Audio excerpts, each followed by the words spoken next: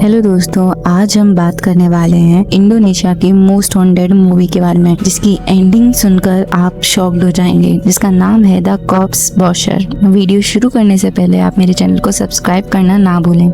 Movie की beginning में हम सिटी और उसकी बेटी लैला को देखते हैं। दोनों काम कर रही होती हैं कॉप्स वॉशर का। कॉप्स वॉशर का मतलब है किसी इंसान की डेथ के बाद उसकी बॉडी को वॉश करके फ्यूनरल के लिए प्रिपेयर करना। लेकिन ओपनिंग सीन में लैला जिस बॉडी को वॉश कर रही होती है उसकी कंडीशन बहुत डिस्टर्बिंग होती है। बॉडी पर जगह जगह डीप कट्स होते हैं, एक आंख भी बुरी तरह इंजर्ड होती है। लैला ऑलरेडी नर्वस होती है, लेकिन जैसे ही बॉडी के ऊपर पानी डाला जाता है, जो मरी हुई औरत होती है उसकी आंख अचानक खुल जाती है और उसी मोमेंट फिल्म हमें पास्ट में ले जाती है। कुछ दिन पहले विलेज में मिसेस एडा के बेटे की सर्कमसिजन पार्टी होती है। पार्टी में सिटी और उसकी क्लोज फ्रेंड्स भी आई होती हैं। इन फ्रेंड्स में टेरी, एना और टूटी शामिल होती हैं। ये सब वुमेन काफी क्लोज फ्रेंड्स होते हैं, लेकिन उनके पर्सनल लाइफ्स में एक कॉमन प्रॉब्लम है। इनके हस्बैंड इन्हें छोड़ चुके हैं। सिर्फ टेरी की शादी नहीं हुई है, इसलिए टेरी काफी फ्रीली रहती थी और वो ज्यादा बात भी करती थी। उसको प्रॉब्लम में घुसने की भी आदत थी, टॉन्ट भी मारती रहती थी, बहुत अजीब थी। इसी पार्टी में हम सिटी के बेटे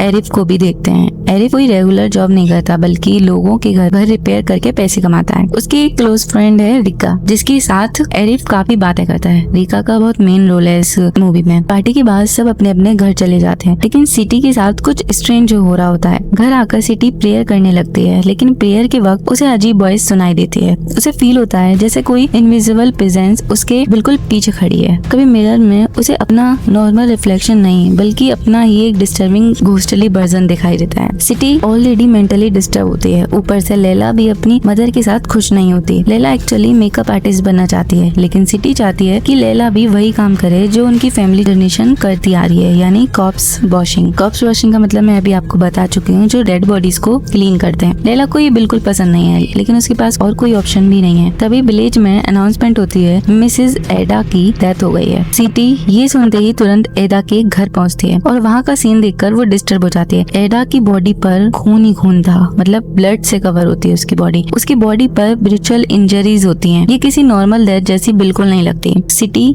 बॉडी वॉश करना स्टार्ट करती है, लेकिन उसके फेस से क्लियरली लग रहा होता है जैसे वो ऑलरेडी समझ रही हो कि ये नॉर्मल डेथ नहीं है। उधर लैला घर पर होती है। घर की रूफ डैमेज होती है और बारिश का पानी अंदर आ जाता है। एरिफ रूफ रिपेयर करने लगता है। थोड़ी देर बाद सिटी भी घर आ जाती है, पर एडा के ब्लड स्टेन क्लॉथ को बर्न करना स्टार्ट कर देती है। लैला पहुंचती है, मॉम आप ये सब क्यों जला रही है? सिटी कहती है कि डेड पर्सन की बिलोंगिंग्स को रखना ठीक नहीं होता, मतलब जो मर जाते हैं लोग, उनकी कोई भी चीज नहीं रखना चाहिए, और वो जो इस तरीके से मरे उनकी तो बिल्कुल नहीं रखनी चाहिए। लैला भी उसके साथ कपड़े जलाने लग जाती है। तभी उसे एक ओल्ड फोटोग्राफ मिलती है और उस फोटोग्राफ में सिटी भी होती है। लैला को अब और ज्यादा डाउट होने लगता है उसकी मदर का एडा और बाकी वुमेन के साथ ऐसा क्या कनेक्शन है। उस रात सिटी और लैला साथ सो रही होती हैं। तभी घर के अंदर एक डार्क शेडो एंटर होते हैं। सिटी की आंखें खुल जाती हैं। वो शेडो को क्लियरली देखती है, लेकिन इससे पहले कि वो कुछ कह पाती उसका मुंह चौक हो जाता है, मतलब उसकी बोलती अचानक बंद हो जाती है, जैसे कोई इनविजिबल प्रेजेंस उसका गला दबा रही हो, और कुछ ही सेकंड में सिटी की डेथ हो जाती है। नेक्स्ट मॉर्निंग लैला की आंख खुलती है और वो अपनी मदर को ब्लड से कवर्ड डेड पाती है, जैसे एडा मरी थी। लैला और एरिफ कम्प्लीटली टूट जाते हैं, लेकिन एक प्रॉब्लम और थी। विलेज में अब लैला के अलावा कोई और कॉप्स वॉशर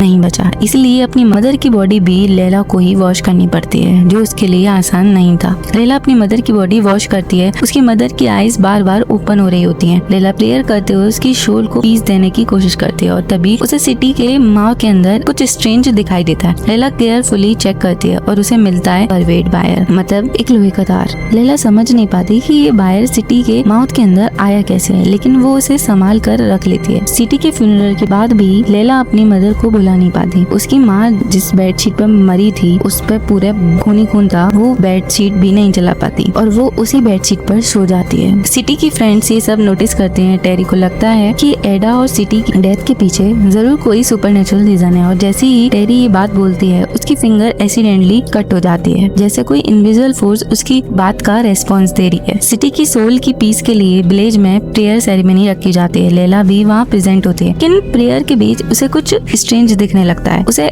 एडा का घोस्ट दिखाई देता है। फिर उसे अपनी मदर सिटी की स्पिरिट नजर आती है, लेकिन सबसे डिस्टर्बिंग चीज लैला को एना का घोस्ट भी दिखाई देता है, जबकि एना उसी वक्त वहाँ जिंदा बैठकर प्रेयर कर रही होती है। लैला को समझ आ जाता है कि नेक्स्ट बिग विक्टिम एना हो सकती है। उसी रात एना अपने बेटे बॉमी के साथ घर पर होती है, तभी एक कबर्ड अपने आप ओपन होने लगती है। एना कबर्ड के पास जाती है और सडनली अंदर से एक घोस्टली हैंड निकलता है। वो एना को वायलेंटली पुल करता है। एना स्ट्रगल करती है लेकिन बॉमी कुछ भी नहीं कर पाता। कुछ ही देर बाद एना ब्लड से कवर्ड डेड होती है। एना भी उन लोगों की तरह मारी जाती है और अब विलेज में एक के बाद एक 3 वुमेन मर चुकी होती हैं। एदा, सिटी और अब एना, तीनों क्लोज फ्रेंड थी। पुलिस के लिए ये कोइंसिडेंट नहीं हो सकता था। पुलिस ऑफिसर दर्जत इन्वेस्टिगेशन स्टार्ट करता है। वो एना की ऑटोप्सी करना चाहता है लेकिन एना का बेटा बॉमी ऑटोप्सी के लिए मना कर देता है। उसका कहना होता है कि वो अपनी मदर की बॉडी को लेला से वॉश करवाकर वरी करेगा। लेला भी एना की बॉडी वॉश करने पहुंच जाती है और यहाँ एक और हॉरिफाइंग सीन होता है। जैसे ही वो बॉडी को वॉश करती है, एना की डेड बॉडी सडनली बैठ जाती है। लेला डर जाती है। एना का बॉडी अपने स्टोमक की तरफ पॉइंट करता है। लेला वहाँ देखती है और फिर से उसे वही बारबेट बाहर मिलता है। इस बार बाहर एना के स्टोमक में होता है। लेला बाहर को केयरफुली निकाल लेती है। बॉडी बार बार अपनी आईज ओपन करती रहती है और फाइनली एना की बॉडी से एक वॉइस आती है, हेल्प मी। लेला अब श्योर हो जाती है ये तीनों डेथ्स कनेक्टेड हैं। लेला नेक्स्ट डे बॉमी से मिलती है। बॉमी बताता है कि डेथ से पहले उसकी मदर रैपिडली एक नाम ले रही थी, नूर। बॉमी के पास एक ओल्ड फोटोग्राफ होती है। फोटो में एदा, सिटी और उनकी फ्रेंड्स के साथ साथ एक और वुमेन होती है। ये वुमेन है नूर। लेला को लगता है कि नूर ही ये सब कर रही है लेकिन नूर खुद भी मर चुकी है। तो अगर नूर डेड है तो इन वुमेन को कौन मारा है? लेला सच जाने के लिए एदा की कवर खोदने जाती है। कवर के अंदर एदा की बॉडी के फीट के पास उसे फिर से वही बरवेट बाहर मिलती है। अब लेला को ऑलमोस्ट कंफर्म हो जाता है कि एदा, सिटी और एना की डेथ का कनेक्शन सेम है। लेकिन जैसे ही लेला ग्रेव से बाहर आती है उसे लगता है कि उसके आसपास सडनली बहुत सारी डेड बॉडीज खड़ी हैं। वो उसकी तरफ बढ़ने लगती हैं। लेला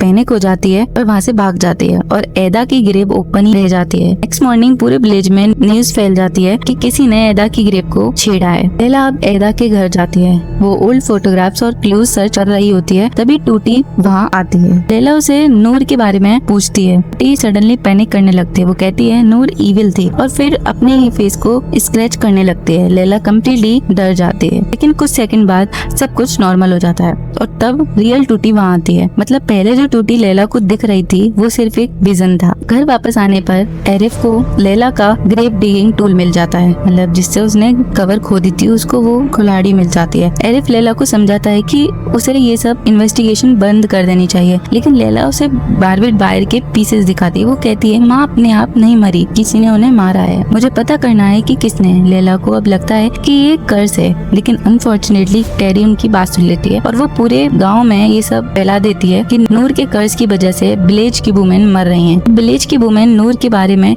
गॉसिप करना स्टार्ट कर देते हैं। उनका कहना होता है कि नूर दूसरी वुमेन्स के हस्बैंड को सीड्यूस करती थी और इसी वजह से उनके हस्बैंड्स उन्हें छोड़ गए। लेकिन रीका इस सब से एग्री नहीं करती। उसका मानना था अगर हस्बैंड्स ने अपनी वाइफ्स को चीट किया तो ब्लेम हस्बैंड्स को करना चाहिए, नूर को नहीं। पुलिस ऑफिसर दर्जत लेला से कहता है कि नूर को बिना प्रूफ के इस केस में इन्वॉल्व करना सही नहीं है। लेकिन तभी टेरी के साथ कुछ सुपरनेचुरल होता है। वो सडनली पजेस्ड हो जाती है। कभी उसके अंदर नूर की स्पिरिट अपीयर होती है और कभी उन वुमेन की सोल्स जो मर चुकी हैं। नूर कहती है कि वुमेन ने उस पर उनके हस्बैंड्स को गायब करने का इल्जाम लगाया था लेकिन दूसरी सोल्स अब भी नूर को ब्लेम कर रही होती हैं। जैसे वो कह रही हो तुमने हमारे घर डिस्ट्रॉय किए। कुछ टाइम बाद टेरी नॉर्मल हो जाती है लेकिन लेला अब और ज्यादा डिटरमाइंड हो चुकी होती है। वो नूर की फोटोग्राफ्स और बेरवेट बायर्स कलेक्ट करती रहती है। एरिफ उसे रैपिडली कहता है लेट इट गो लेकिन लेला रिफ्यूज कर देती है। वो बार बार उससे मना करता है कि ऐसा मत करो लेकिन लेला नहीं मानती क्योंकि उसके लिए ये सिर्फ एक मिस्ट्री नहीं थी,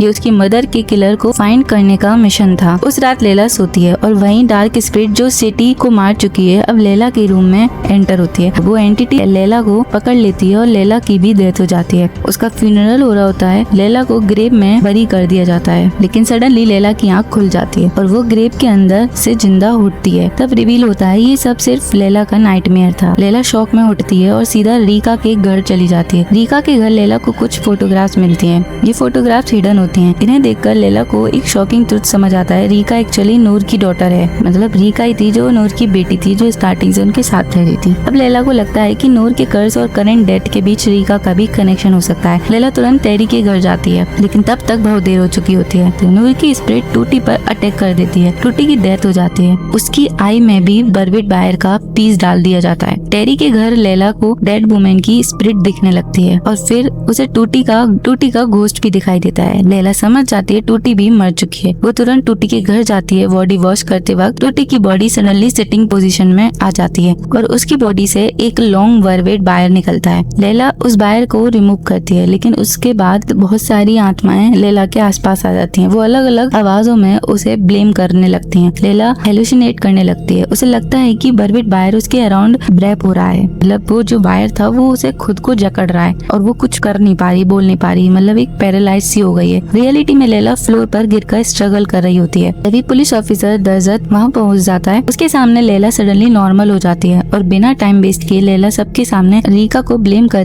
देती है। वो कहती है रीका ही नूर की डॉटर है, यही सब वुमेन को मार रही है। रीका बस लैला को देखती है और कामली कहती है ये उनके पाप हैं, तुम्हें इसे अपने ऊपर लेने की जरूरत नहीं है, और वो वहाँ से चली जाती है। रीका के जाने के बाद विलेज की वुमेन के साथ स्ट्रेंज बिहेवियर स्टार्ट हो जाता है। वो स्क्रीम करने लगती हैं। उन्हें लगता है रीका इविल है और अब पूरी विलेज की वुमेन वेपन्स और लेकर रीका के घर पहुंच जाती हैं। वो रीका को घर से बाहर निकालती हैं और उसे बुरी तरह पीटना शुरू कर देते हैं। इसी सीक्वेंस के साथ फिल्म हमें फाइनली नूर के पास्ट का ट्रुथ दिखाती है। नूर एक्चुअली एक सिंगल मदर थी। उसका कनेक्शन सिटी, एदा और उनकी फ्रेंड्स के ग्रुप से था। उसके हस्बैंड नहीं थे, उसकी एक बेटी थी। तो हो सकता है इसकी जो फ्रेंड्स थी उसके हस्बैंड का अफेयर चला हो नूर से, जिस वजह से ये सब हुआ। तो उनको ये लगा कि ये सब जो कराए नूर ने कराया। पर बात ये है कि अगर उनके हस्बैंड ने चीट किया तो वो अपने हस्बैंड पर ब्लेम करना, नूर को मारने की क्या जरूरत है। लेकिन उन्होंने ब्लेम नूर पर डाल दिया और फिर सब वुमेन ने मिलकर नूर को पकड़ लिया, उसे बहुत मारा और उसके बॉडी पर बारबेट वायर से टॉर्चर किया। वायर से उसके आईज, स्टोमक और फीट तक इंजर्ड हुए। वो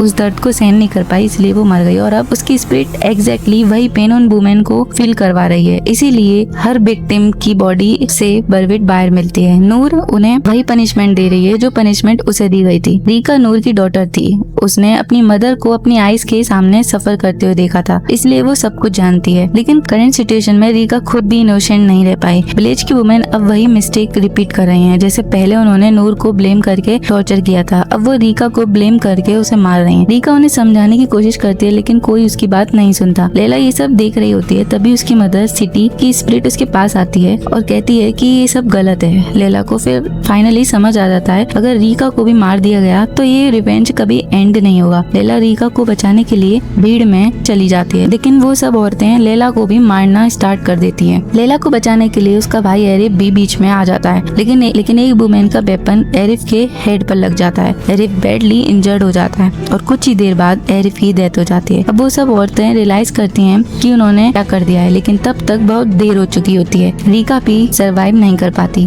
लैला वहीं बैठकर रोती रहती है। उसने अपनी मदर को लॉस किया और अब अपने भाई को, और रीका को बचाने की कोशिश भी फेल हो गई। लेकिन मूवी यहीं एंड नहीं होती। मिड क्रेडिट सीन में हम लैला को फिर से कॉप्स वॉशिंग करते हुए देखते हैं। मतलब उस इंसिडेंट के बाद भी लैला जिंदा है। मिस मुर्नी नाम की एक वुमेन की बॉडी वॉश कर रही होती है, लेकिन बॉडी वॉश करते वक्त लैला को उसके फेस के अंदर से एक शार्प पिन मिलती है और यही मूवी एक मिस्टीरियस क्वेश्चंस छोड़ देती है। ये पिन आई कहाँ से? क्या रीका की स्पिरिट भी अब रिवेंज कंटिन्यू कर रही है? इसी डार्क मिस्टीरियस के साथ मूवी एंड हो जाती है। अगर आपको ऐसी मिस्टीरियस और सुपरनेचुरल हॉरर मूवीज पसंद हैं तो वीडियो को लाइक जरूर करें, चैनल को सब्सक्राइब करें और मिलते हैं नेक्स्ट मूवी एक्सप्लेनेशन में।